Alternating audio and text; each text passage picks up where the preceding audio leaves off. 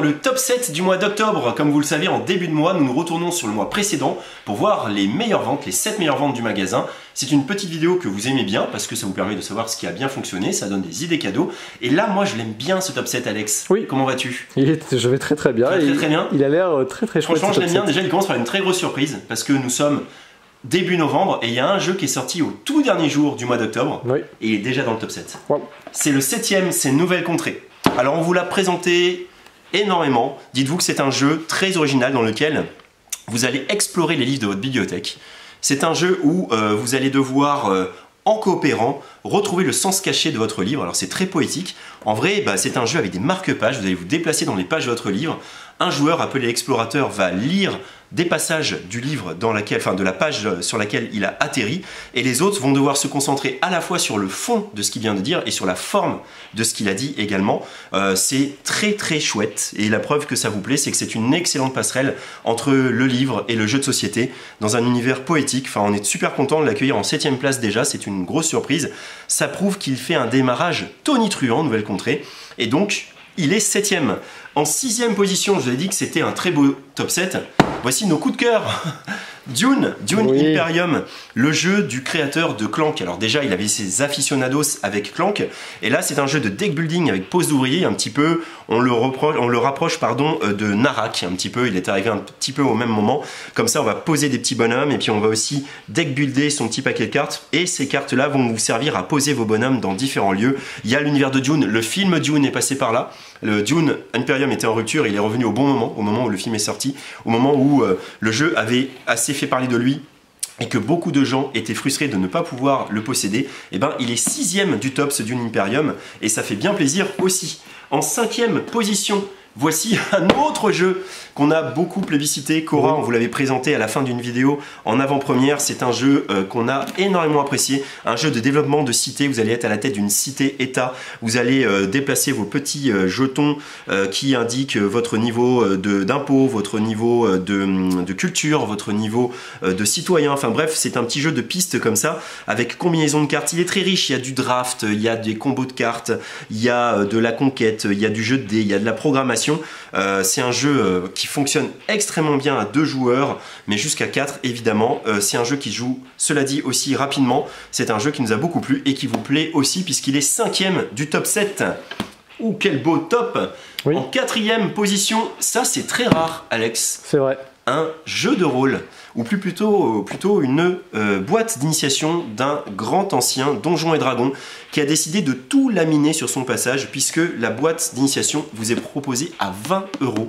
Autant dire que là, dans le milieu des boîtes d'initiation, ça a dû frémir un peu, parce que une licence comme Donjons et Dragons qui propose pour 20 € tout ce matériel, parce que la boîte d'initiation avant celle-ci était quand même beaucoup moins fournie, tu te souviens? Oui. Et d'ailleurs on dit aux gens, à part la licence, franchement la boîte d'initiation n'est pas top. Là elle est top, elle est pas chère, et c'est Donjons et Dragons, et ça rentre dans le top. Hein, c'est un peu incroyable. C'est 4ème du top, et là on arrive sur le podium. Oui. Et c'est encore un bon gros jeu qui est 3ème du top. C'est The Hunger. The Hunger, le jeu de Richard Garfield, le créateur de Magic, mais aussi de Bunny Kingdom.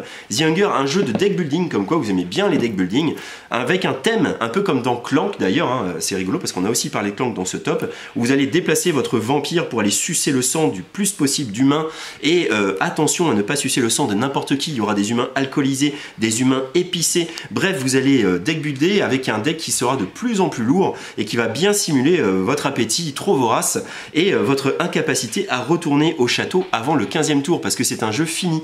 Au 15e tour, il faut être retourné au château, ou en tout cas dans l'enceinte de la muraille du château, afin d'être à l'abri du soleil, car celui-ci va se lever et vous êtes un vampire, donc vous risquez de mourir si vous n'êtes pas rentré à temps. Il y a plein de missions qui vont rajouter beaucoup de richesse au jeu. L'univers est très sympa, c'est fun. À 2, c'est tactique. À 4, ça devient chaotique, ambiance très drôle, et ça se joue jusqu'à 6 joueurs. Voici donc The Hunger qui est sur le podium en 3ème position. En 2nd position, et je crois qu'il était premier le mois dernier, donc il continue son petit bonhomme de chemin, Micro Macro Full House Crime City. Vous vous rappelez de Micro Macro, hein, c'est un jeu qui a défrayé la chronique quand il était sorti, As d'or évidemment, et surtout une espèce de jeu évident quand on le découvre, on se dit mais comment on n'y avait pas pensé avant de faire une espèce de Où est Charlie géant pour les adultes, avec une petite enquête où vous allez remonter le temps, ou accélérer le temps pour savoir comment s'est déplacée cette personne ou d'où vient cette personne sur une map qui est vraiment super bien faite, qui fourmille de détails. Bref, des heures de partie puisqu'il y a 16 enveloppes dans chaque boîte. C'est la deuxième boîte, évidemment, ceux qui avaient adoré la première se sont précipités sur la seconde et ceux qui ne connaissaient pas encore, des fois commencent par celle-ci parce qu'elle est très sympa et c'est deuxième du top. Et le premier, on aime les chantiers en ce moment au magasin, et bien voici un jeu de chantier, un chantier de merveille, Seven Wonder Architect. Cette promesse ludique de faire jouer n'importe qui au jeu fonctionne, la preuve c'est qu'il est premier du magasin. Vous allez créer votre merveille et cette fois-ci elle va vraiment exister sous vos yeux, elle va se bâtir sous forme d'échafaudage au début puis apparaître petit à petit, un petit jeu de ressources, de collecte de cartes, des petites manières de marquer des points un petit peu partout. Ça va satisfaire les joueurs qui aiment bien jouer et ça va aussi beaucoup plaire aux joueurs qui n'ont pas l'habitude de jouer. Ça les fait rentrer dans le jeu de société de la plus belle des manières. C'est une très belle réussite ce Seven Wonder Architect qui est premier du top. Alex, je te laisse filmer tout ça. Oui. Voilà. Hein, la promesse de ce top 7 c'est de faire vite en 5, 6, 7 minutes maximum pour avoir cette belle phrase 7 minutes pour le top 7. Il est beau ce top 7, oui. Il était beau ce mois d'octobre, il sera certainement très beau ce mois de novembre, mais attention aux ruptures, donc ne tardez pas trop à venir acheter les jeux parce que certains ici sont déjà en rupture évidemment.